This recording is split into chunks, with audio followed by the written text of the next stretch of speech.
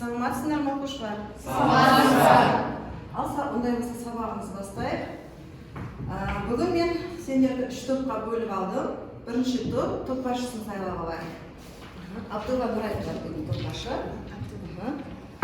Келесі екінші топта Амангелді Арай болсын, жарайды.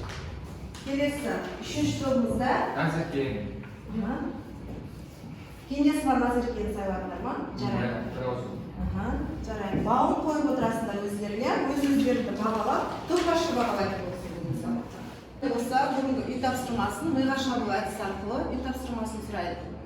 Бірінші сұрақ. Орыс Украин тағы басқа диаспоралар өкілдерінен шыққан қандай көрнекті тұлғаларды білесіңдер? Кім жауап береді?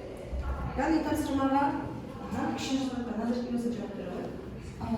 Тарас Шевченко Украинаның ұлы ақыны болған, Адольф Янушкевич поляк ақыны болған, қазақ халқының тарихын қызыға зерттеген, Густав Зеленский поляк ақыны болды, қырғыз дала поэмаларын жазған, Владимир Недзевский жетісу мұражайының негізін қаласа, Северин Гроз қырғыз өмірі жайлы кітап жазған. Санағының деректері бойынша Қазақстанда тағы қандай этностардың өкілдері тұрды? Келесі кім жауап береді? Гүлім жауап береді.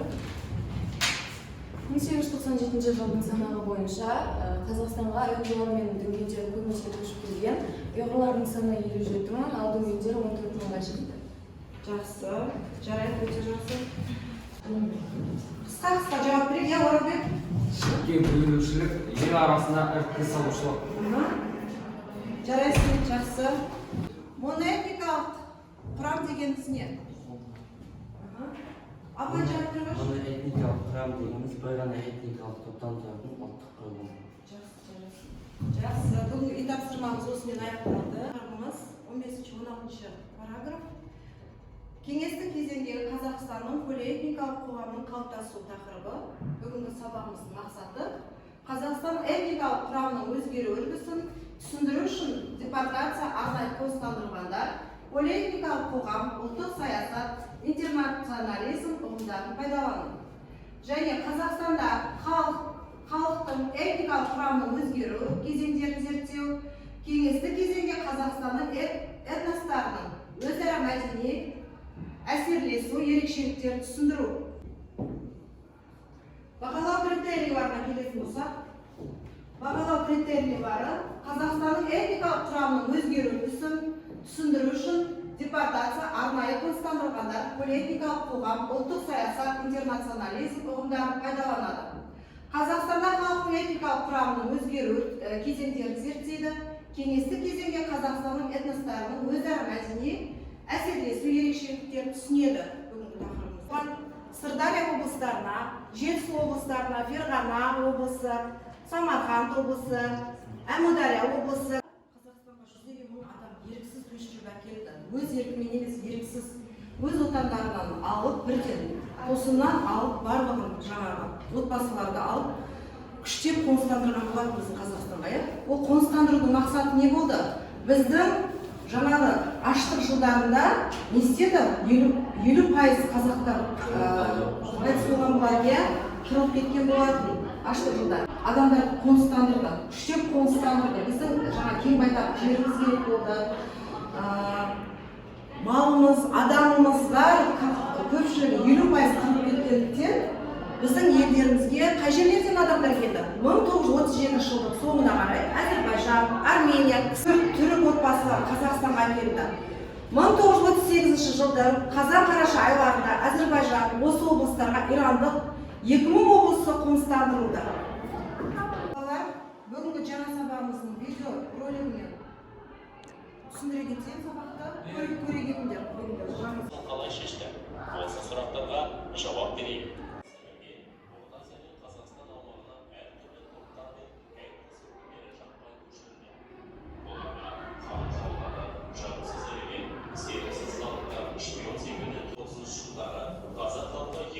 Башқұртқа шығады. Оның себебі күштеп ұжымдастыру саясаты болады. 30 жылдардың басында 2 миллионға жуық адам аштықтан қаза болып, қазақтар 10 жылдықтар аралығында. Видеороликті жаңа тақырыппен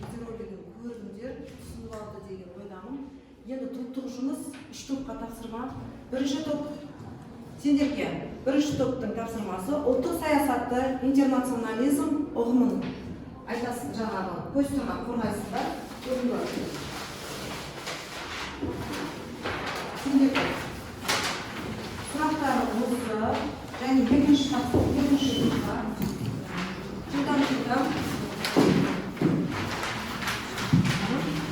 екінші топтың сұрағы арнайы қоныс аударғанда, үшінші топтың сұрағы соғыс жылдарына кеңес үкіметінің депортациялық саясаты сендерге.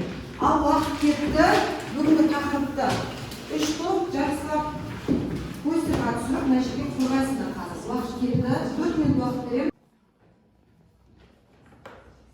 Ал балалар, постер қорғамас бұрын, мына бүгінгі тақырыбымыздың постеріміздің дескрипторымен таныс болыңдар. Кеңес билігі тарапынан жүргізілген миграциялық саясаттың себеп-салдарын анықтайды. Және қоныстандыру саясатының жергілікті халыққа әсері әлеуметтік, экономикалық және саяси, халық саны мен құрамындағы өзгерістері динамикасын осыларды ескере отырып, бүгінгі постерімізді қорғаймыз. Оқушылар түсінікті ғой, дескрипторға назар аударамыз. Соған қарап отырып жұмыс жасап, сосын қорғаймыз. Бір қарастыратын қағаздарын берген болатынмын. Ішінде алдын жақсылап бірігіп жасаймыздар. Бірімізді кедергі келтірмейміз.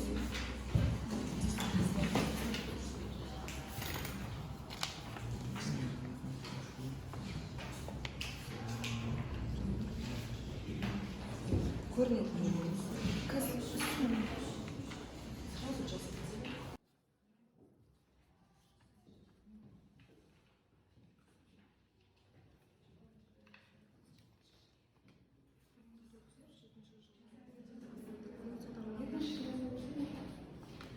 Үш топ дайынсыңдар ма? Кел, шығыңдар. Шығамыз. Екінші топ жерден шығып, қорап тастаңдар. Өзіңдер жасаған Бізге берілген тапсырма арнайы қоныс аударылғандар. Арнайы қоныс аударылғандар 1937 жылдан бастап қоныс аударыла бастады. Арнайы қоныс аудару жобасы кеңестік КСР кезінде басталды. 1936 жылы арнайы қоныс аударылғандар деп аталғандардың саны 360 мың адамға жетті. 1938 жылы Әзербайжаннан 2000 отбасы қоныс аударды. 1936 жылы Украинадан 15 мың поляк неміс отбасылары арнайы қоныс аудару жүйесімен көшіріп келді. 1937 жылы Корей халқы көшірілді. 1937 жылдан бастап түрік халықтар өз еліне қашып кетуді басталды. Сондықтан оларды сенімсіз халық деп атаймыз. Жарайсыңдар. Өте жақсы, бүгін тақырыптары ашылды. Жақсы, отырамыз. Енді үшінші топ.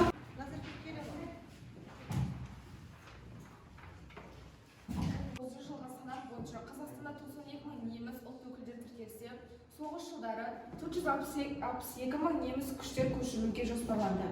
1941 жылдың аяғына дейін Қазақстанға 420 мың неміс жер аударылды. Соның ішінде 30 мыңы Алматы облысында, 60 мыңы Ақмола облысында, 30 мыңы Қарағандыда, 40 мың Қостанайда, 50 мыңы солтүстік Қазақстанда қоныстандырылды. Шақырылғандардың негізгі бөлігі ауыл тұрғындары болды. Олардан қара жұмысқа пайдаланды. Және де Қазақстанның этнодемографиялық жағдайы өзгерістерге қатты ұшырады. Жақсы, дұрыс. 1939 жылғы санақ бойынша Қазақстанда 92 мың неміс ұлт өкілдері тіркелсе, соғыс жылдары 462 мың неміс күштер көшірілуге жоспарланды. Жақсы. Шақырылғандардың негізгі бөлімі ауыл тұрғындарының болды. Олардың қара жұмысқа пайдаланды. Жақсы, жарайсыңдар. Жақсы, отырамыз үшінші топ. 1938 жылы Орта Азиядан ұлттық мемлекеттік мәжіліске бөліністі тәксер таратылды. Сол жылдың қазан айында Түркістан АКСР-ның мекендегі жерлердің Сырдария мен Жетісу қазақ АКСР-не қосылғандығы туралы қаулы бекітілді. Енді жақсы. Біттіңдер ғой, отырыңдар, жарайсыңдар. Бірінші балалар, мынау Енді оқушылар жарайсыздар постер қорғағандарың маған ұнады. Енді келесі бір топ екінші топты бағалап кетсеңдер бір-бірлеріңді. Гүлім? Маған Қанша топқа бағалайсыз? ұнады. Біз біле алдық, көп біле алдық. Мысалы, арнайы қоныс аударғандар туралы. Маған өте қызықты болды. Өте көп мәліметтерді үйрендік. Жарайсың, жақсы. Келесі екінші топ. Кім айтады? Арай. Қай топты бағалап? Үшінші топтың жұмысы ұнады. Эльвираның жаңағы берген мәліметтерінен түсіндім. Жұмыстары келеді. Қанағаттандың да, жарайсың. Келесі үшінші топ. Назерке. Мен бірінші топ туралы айта кетсем, ол нақты әрі түсінікті етіп жеткізді. Біз білмеген көптеген мәліметтерді үйрендік. Жарайсыңдар. Жақсы. Олай болса келесі тапсырмаға қарай көшейік. Ал оқушылар олай болса шығармашылықпен айналыс. Екінші тапсырмаға кезек берейік. Шығармашылықпен айналыс. Депортацияның түрлі салаларында қандай із қалдырғанын анықтап, ойыңды екі мысалмен қорытындыла. Саяси сала, әлеуметтік сала, мәдени сала. Жеке жұмыс, әрқайсың жұмыс, дәптермен жұмыс жасайсың, жеке-жеке. Ал бастадық, кеттік әрі.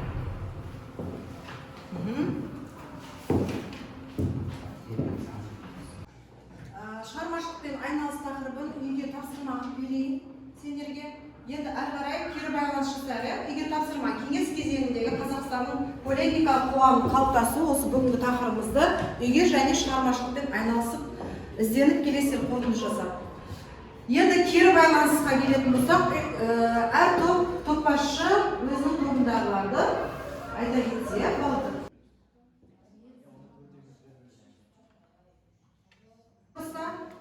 Мына үшінші топта топ басшысы Назерке өз тобыңды бағалай кетсе. Мен үшінші топ басшысы ретінде маған берілген критерий бойынша өзімнің тобымдағыларды бағалап шықтым.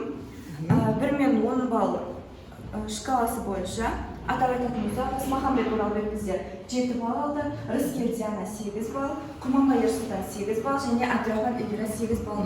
Жарайсың. Мына екінші топтың топ басшысы, Арай, өз тобыңды бағалай кетсек. Бағалау парақшасында мен өз тобымның оқушыларды бағаладым. Ғалман Рахметті белсенді көрсете алған үшін 8 балл, Абылайхан Батырханды ақпарат бергені үшін 9 балл, Аманкелді Нұрайды көзге түскені үшін 8 балл, Аманкелді Нұрай өзімен көзге. Жарайсың, өте жақсы. Бұның бәрін белсенді қатыстыңдар.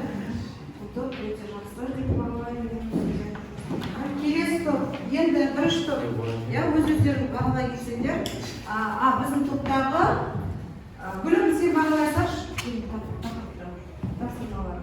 Біздің топта барлығы жұмысқа белсене қатысты. Өте түсінікті қылып мәліметті жеткізе алдым деп ойлаймын. Біздің топта Абдулла Нұрай бүгінгі балдық шкала бойынша 1-мен 10 балл аралығында 8 балл алды. Сабиржанов Тілшат 7 балл, Ақбай Гүлжайна 8 балл, ал Ералиева Гүлім Янжанмен өзімді 9 баллға бағалаймын. Жақсы, жарайсыңдар. Бүгінгі сабағымыз өз мәресіне жетті. Енді бүгінгі сабағымызға кері байланыс берсеңіздер. Кім айтады, қай топ? Эльвира? Мен өзім сабақта қызықты болды деп ойлаймын. Сабақтан көп нәрселер үйрендім. Басқалардың айтқандарын мұқият зейінмен тыңдадым. Және де пікір сайыстарға жиі атсалыса отырдым. Бүгінгі сабақ маған ұнады. Жарайсың, өте жақсы. Келесі топ. Екінші топтан Рахмет сөйлейді. Маған сабақ қызықты өтті. Мен сабақтан арнайы қоныс аударғандар туралы үйрендім. Мен басқаларды мұқият зейінмен тыңдадым. Мен пікірсайыстарға сирек қатыстым. Мен сабақтағы өз жетістіктеріме ризамын. Жақсы, түсінгеніңе рахмет. Ары қарай, бірінші топ. Нұрай, Абдулла Нұрай. Айта, өз қызықты өтті. Мен ұлттық саясат интернализм ұғымын біле алдым. Жақсы, бүгінгі сабақта жарайсыңдар. Ал осымен сабағымыз аяқталды. Жақсы, зейін қойып тыңдағандарға, қатысқандарға рахмет.